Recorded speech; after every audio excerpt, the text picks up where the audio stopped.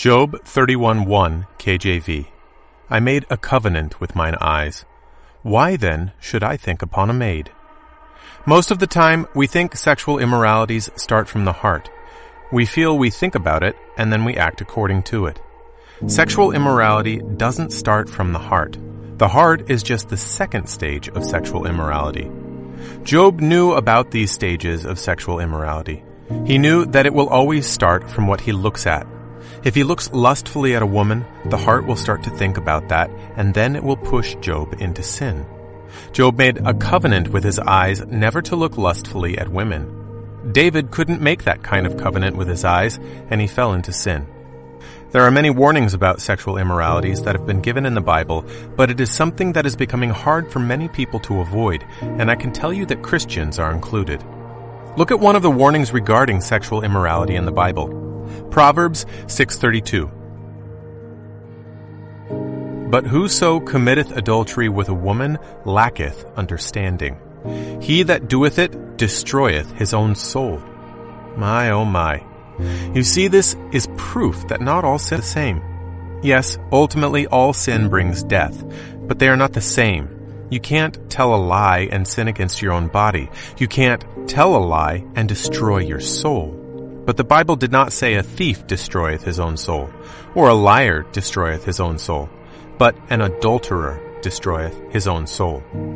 There is something serious about sexual immorality that I believe that we as humans don't fully comprehend. Proverbs 9:16 through 17.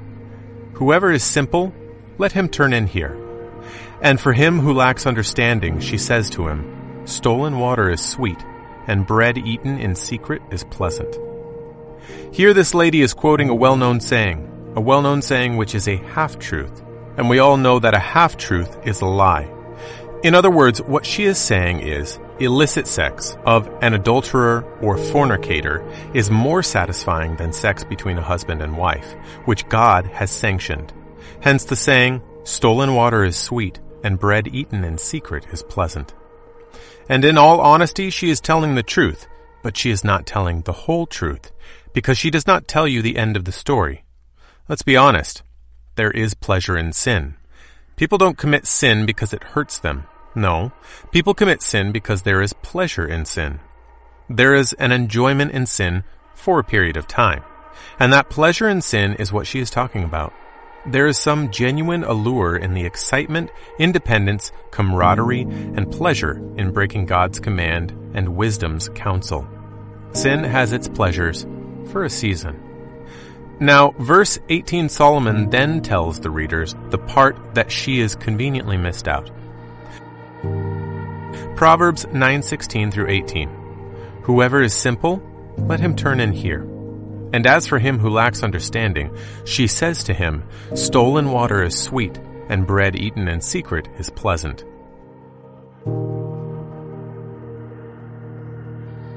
Verse 18. But he does not know that the dead are there, that her guests are in the depths of hell. Wow. Oh, wow. I remember the first time I read this verse, I literally stopped for 30 minutes and spoke to my father about this verse. Listen to it one more time.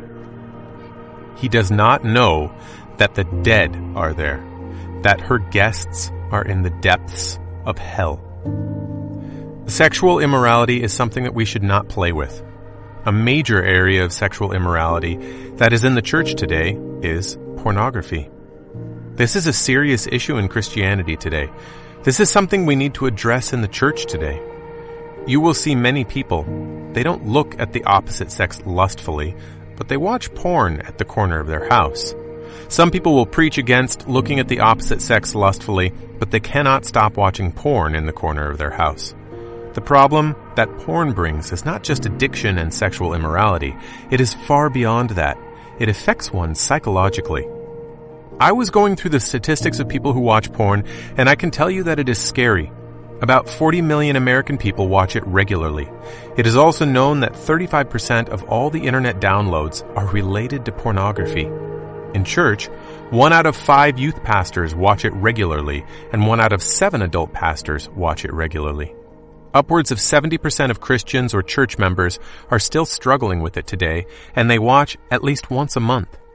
90% of teens and 96% of young adults are either encouraging, accepting, or staying neutral on the discussion of this topic. I'm not judging anyone. I'm not judging people struggling to get out of this addiction, but this is not something you should accept as part of your life. If Job says he has made a covenant with his eyes not to look lustfully on women, why should you not make the same covenant not to watch porn? Many people don't even know how to relate with other people anymore because of this addiction. Many people are facing depression because they hate themselves for this. So what happens in the unseen world when you watch pornography and it becomes an addiction? The plain and simple truth is that it becomes a stronghold. And once Satan has a stronghold in your life, he will not let go of it easily. This is why people want to stop, but they can't. 10, 20, 30 years battling with this same sin. Why? Because it is a stronghold. 1, 2, 3 clicks, and you have access to another world.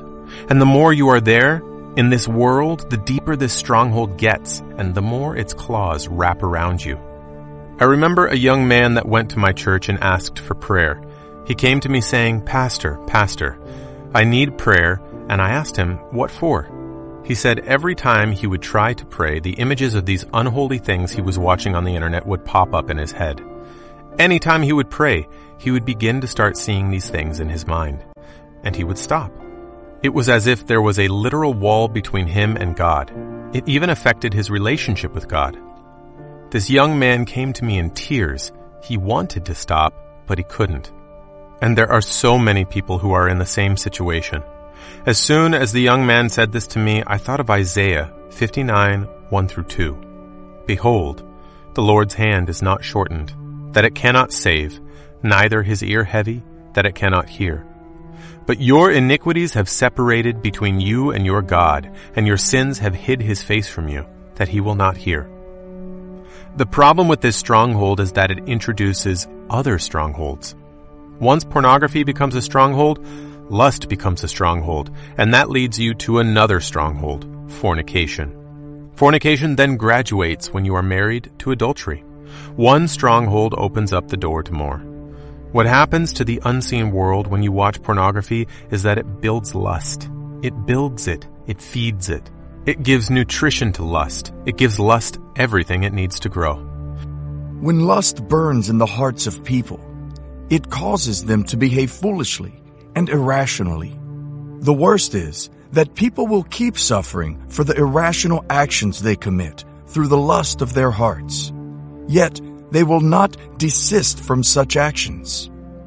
Allow this sermon to be a warning against lust. The truth is, lust is something you have to fight at every stage of life. Even if you are 16, you have to fight lust. If you are 60, you have to fight it. If you are single and you think lust will go away when you are married, that is a lie. You have to fight lust at every stage of your life. I believe one of the greatest causes for our regrets as humans is lust. If you want a better future for yourself, you have to deal with lust. Lust will cloud your judgment. Lust will destroy you. Lust will break your home up. Lust will destroy your health. Lust will take your money away. Lust will rob you of your joy. Lust will put a wall between you and God. Lust will throw you into a hole deeper than you ever thought you could go. Lust, unchecked, will leave you in a place where you will wonder, how did I get here? I say all this because I have seen it firsthand with my own eyes. Lust do this to people. I have seen lust cause two people who had no intention of being with one another have to bring up a child together because of lust. I have seen people stay in relationships that were not leading to marriage because of lust. Let's be honest. Lust will make you contact people you have no business contacting. Lust clouds your mind and judgment. Your ability to make good decisions goes out the window when lust is involved. When you have sex on your mind, your reasoning skills and your decision-making is poor. Lust makes you irresponsible. It is like a drug. When people are high on drugs, they are not as responsible as they would be with a sober mind. Lust will make a man to forfeit and destroy a 20-year marriage for 10 minutes of pleasure. Isn't it really foolish for a man who has built a 20-year marriage to forfeit his wife and children and begin to pursue a girl for 10 minutes of pleasure? What is the wisdom behind a man leaving his wife behind to pursue another man's wife? Lust blindfolds a man and robs him of his wisdom and strength. And one of the biggest lies you will hear is that lust is a male-only problem. No, it is not. Women struggle with it just as much as men. There are some things people do that they try to hold the devil responsible for. Meanwhile, it is their lust that caused them to act that way. Why do you think Job made a covenant with his eyes? The idea of the covenant. The term covenant is of Latin origin, convenire, meaning a coming together. It presupposes two or more parties who come together to make a contract, agreeing on promises, stipulations, privileges, and responsibilities. He was in agreement with his eyes to know what he will look at. Job 31:1. I made a covenant with mine eyes. Why then should I think upon a maid? Lust is not something to be played with.